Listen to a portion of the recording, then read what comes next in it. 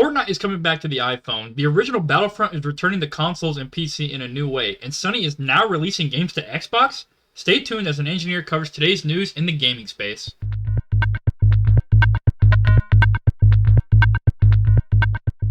The official Xbox wireless controller is down to $44. If you're an Xbox gamer, you already know we swear by its controllers. We like the ergonomics afforded by their curvaceous shape. I will say, personally, I love the Xbox controller, the way it holds. I've always had an Xbox since the 360 age. I've even played the OG. I do like the way that the controller fits in your hands. I personally think the DualSenses are a little too thin for your grip, and I think the Xbox, like, it's a little chunkier, but I think it holds well. The only problem is, this is the controller I got with my Series X when I got it. This is also a controller I got a year after I got the Series X. Both of these controllers have a stick drift dead zone, where if I hold directly up on it on the movement pad, there's a dead zone. It does not take any input on the up. And I think people have gotten to the point where they're kind of over it and complaining about the Xbox. The Elite 1 controller I got with my Xbox One in about 2013 or something like that, this still works. No dead zone, no stick drift. So I gotta say, if we're questioning whether you should get an Elite controller, I would get it. The $130 is well worth it because you're not going to be sinking more money into controllers. But Bluetooth devices like your smartphone, tablet, and even Apple TV, other using benefits standard AA batteries. You can also buy rechargeable packs. User replaceable, last up to 40 hours. I will say the battery life on these are pretty well. It looks like the main places you can get them are $44 at Amazon for the white one, $44 at Amazon for the red one, and $49 at Amazon for the blue one. I'm not sure why the blue has a higher cost. Maybe people just like blue that much. But either way, down to $44. Final Fantasy XIV coming to Xbox after 14 years. Let's be real. If you're just going to join this beta after 14 years on the Xbox, you should have played it on PC at this point. Like, why are you waiting? Nobody's going to come jump to this. Battlefield Realm of Azoria is free to play for Xbox players as Final Fantasy XIV Open Beta now live. Well, it's not free to play, but it's open. The beta is now available on Series X, and you need to play it. Beta State is one of the best Xbox games you can play right now. It's one of the best MMOs ever. Quality speaks for itself. This dude's definitely writing for a PlayStation article, but it's kind of funny. Let's see what you get. You get A Realm Reborn, the original story. You get Heavensward, first expansion. You get Stormblood, the second expansion. You get a level 70 cap and no playtime restrictions. That's pretty solid, especially since it's in beta. And I'm assuming that'll give you the chance to buy the rest of it. But it's a live service game. It's online. Obviously, it's an MMO. You're going to play the open beta on Xbox. Head over to the Xbox store, download the trial, hop in, make your account. Good to go. Warrior of Light. If you're already an account on a different platform, you won't be able to join on Xbox during the open beta, at least not using the same account. So, even though it's on account, it's got its own issues. But Epic plans to launch its own iOS storefront in the EU this year. Apple has even granted the Fortnite maker a developer account. What does this mean? So Fortnite may be able to make its own app store, such as it does on PC. There's the Epic Game Store, and then there's Steam. So Fortnite might get its own app store, separate from the Apple App Store, from the Google Play Store. That's a different issue, never mind. It will be bringing its game store and Fortnite back to iOS in January. Wasn't clear if Apple would grant it a developer account. This account makes it easier for developers to distribute apps and content across Apple's various platforms. You're talking Fortnite has access to the iPhone, the iPad, the MacBook, the Mac. They're going to be on all of these standard Apple platforms as a developer, and it is going to be absolutely huge. So right now, it looks like it's only returning into iOS in Europe in 2024. What does this mean for the US? I'm not sure. We'll have to stay tuned for details, as they say. Maybe it's not going to be in the US this year, but officially goes into effect on March 7th. So anybody in the EU, look for the Epic Game Store. Check out the App Store. Check out if it's a different app you have to download.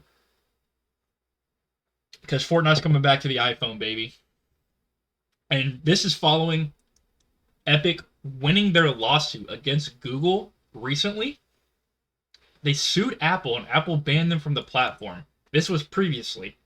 This was previously, but now that they have actually succeeded in going against Google, all right, they sued Google, the owner of fucking YouTube that you are watching this on right now. They sued Google and won. Apple saw this and they were probably like, hey man, you know, you sued us, we banned you, but we haven't settled. We don't want the smoke anymore. All right, we know you guys can do this. We don't want the smoke. So, Epic was unhappy regarding the language of the injunction, in which it was decided that Apple did not have a monopoly on mobile gaming and did not violate antitrust law by banning competing app marketplaces. So Apple even got away with it. Apple even got away with it. And a judge recently issued a permanent injunction that gives developers a way to avoid the 30% cut of sales that Apple takes via its in-house payment system. This seemed to satisfy neither company. Apple wasn't happy about being forced to allow third-party payment options on its platform, and Epic was unhappy that they did not have a monopoly. So that one kind of settled it out. Didn't come to an agreement like the one with Google, where Epic actually won against Google. But this is huge for gaming. If more platforms are able to spread around more areas, especially in the mobile platform, where all mobile games are proliferated with ads and ad reads and microtransactions, just farming kids for cash, Fortnite would honestly be a better way. Yeah, it has microtransactions with, you know, skins and all that, but like, at least, you know, Disney recently bought equity stake in Epic Games to the tune of $1.5 billion. Apple and Disney are known to be particularly cozy. You know, maybe things are just kind of meshing together. The future of gaming is bright. We've had some, you know, bad games come out, but I think the overall future of gaming is bright. Fortnite has an entire plan laid out. They are executing that. Apple is wanting in on this. They want to see some of that profit. They want to see people on their devices.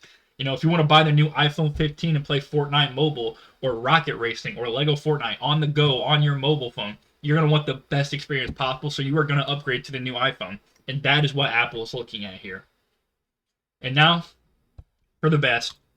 Star Wars Battlefront Classic is heading to Nintendo Switch, but also Xbox, PlayStation, and PC on a re-release. They are going to be coming with Battlefront 1 and 2, and having Xbox exclusive characters like Kit Fisto and Asajj Ventress also, presumably, along for the ride.